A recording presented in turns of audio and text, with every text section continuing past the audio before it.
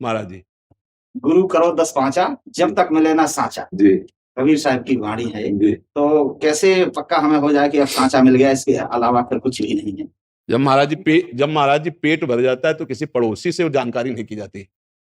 पड़ोसी से जानकारी नहीं कि भैया जब पेट भर जाए तो आप हमें थोड़ी सूचना दे देना कि आपका पेट भर गया। कभी ऐसा हुआ है? ये स्वांता सुखा है। जिस दिन ऐसी बात आ जाएगी उस दिन आपके हृदय की सब बातें खत्म हो जाएंगे। हो जाएगा कि जिसकी मैं खोज कर रहा था मिल गया, जिसकी मैं खोज कर रहा था अब मिल गया।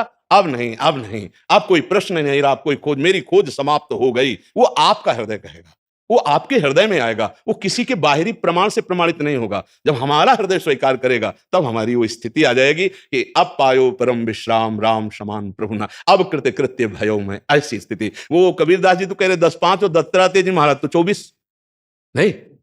गुरुदेव एक ही हैं, वो 24 नहीं 24,000 मुखों से बोल सकते हैं। हमको पहचानना है गुरुवाणी को। गुरुदेव एक ही, हम बार बार प्रार्थना करते हैं। गुरु कोई व्यक्ति नहीं होता, व्यक्ति कभी गुरु नहीं बन सकता। और गुरुदेव सच्चिदानंद है, वो एक ढांचे के अंदर नहीं, वो समस्त ढांचों के अंदर है। हमें गुरुवाणी पहचानी है। जो कबीरदास जी कह रहे 10-5, तो 10-5 का मतलब किसी व्यक्तित्व से नहीं है। अधकचरे गुरु बन जाते बीच में। हम अधकचरे हम होते, गुरु कभी अधकचरा होता ही नहीं। बात हमारी तो मानने की बात है। अधकचरे हम होते हैं और हम गुरु को अधकचरा कह देते। बात समझना महाराज जी। आपने हमसे कहा राम जपो और केवल राम राम राम जपते रहे, अगर ब्रह्म प्राप्ति ना हो जाए तो हमें बता दो।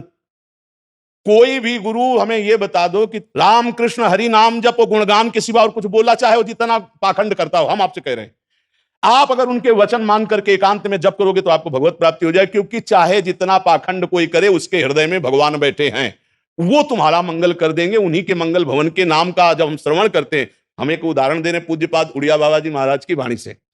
एक बंगाली भगत सीधा साधा देवी जी की उपासना के लिए एक गया देवी उपासक के पास। वो शराब पिए थे।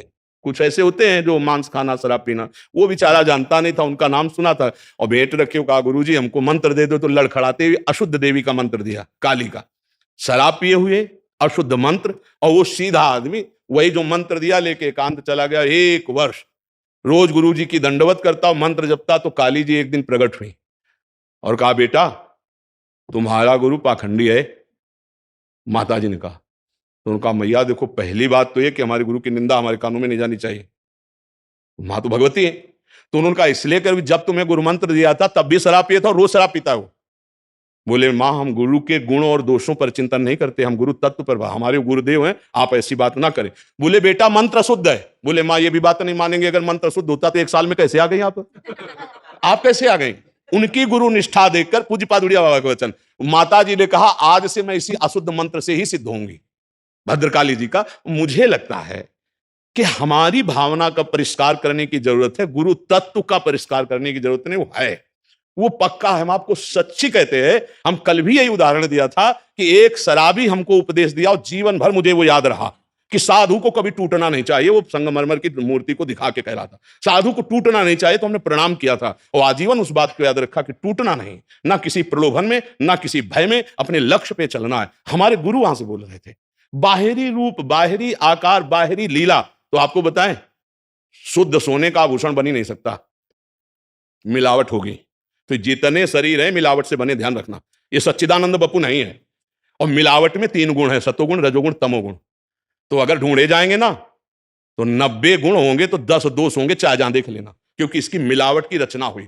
वो निर्दोष है जो बोध प्राप्त हुए है, लेकिन उसकी चेष्टाओं में अगर ढूंढोगे तो ब्रह्म प्राप्त महात्मा की भी चेष्टाओं में तुम्हें देखें। क्योंकि हम खूब घूमे हुए गंगा किनारे, बड़े बड़े सिद्धों के दर्शन किए हैं। आज ही सत्संग में बोला स्वामी अनंग बुधाश्रम, स्वामी जी दिगंबर रहते थे, जटाजूट, गंगा किनारे, बिल्कुल प्रकृति का सीधा बार। और जो वो लगाते हैं ना फलों की बारी, वो जब आते तो कहते सुनो थोड़ी खैली दे दे। वो कहता है अरे स्वामी जी तुम रोज मांगते हो, और खड़े हो जाते 10-20 कदम 100 कदम पीछे चलते। शरीर में तन नहीं। धर्म सम्राट कल्पात्री जी जैसे महापुरुष साष्टांग दंडवत करते हैं। स्थिति ब्रह्माकार, प्रभुदत्त ब्रह्मचारी जी उनकी सेवा में आते थे। ये लीला कैसे पहचानोगे? ये शरीर बना ही गुण दोष से युक्त है। श्री स्वामी परमानंद जी महाराज जैसे कोई गृहस्थी के लोग जाते और उनकी बहू बेटे, बच्चा हाँ स्वामी जी कढ़ी बना लेती हो, बहुत दिन से नहीं खाया। अब बताओ कोई समझेगा कि रसास्वादन रसेंद्रिय का तो छूटा नहीं, ब्रह्म प्राप्त कर, और शरीर की शुद्धि नहीं रहती। हम खुद देखा ऐसे महापुरुष। बाहरी ब्रह्म प्राप्त महापुरुषों के जो आचार हैं उनको देखकर उनकी स्थिति नहीं जानी जा सकती। जैसे सुखदेव जी आ रहे थे तो कितने पीछे लगे थे, कोई ईंट मार रहा था, कोई कुछ, और जब ब्रह्म ऋषियों ने, तो उनको लगा यार कोई महात्मा है, नहीं तो नंग दड़ंग 16 वर्ष की अवस्था ब्रह्म आनंद में डूबे हुए। तो जो यह है कि 10-20 गुरु का तात्पर्य है कि हमको जब तक बोध ना हो तब तक हमें बढ़ते रहना है, हमें रुकना नहीं है। हमारे गुरुदेव हमें बढ़ाते रहते हैं। तो ये बात है कि हमें रुकना नहीं है, लक्ष्य तक हमें पहुंचना है। रस विहारनी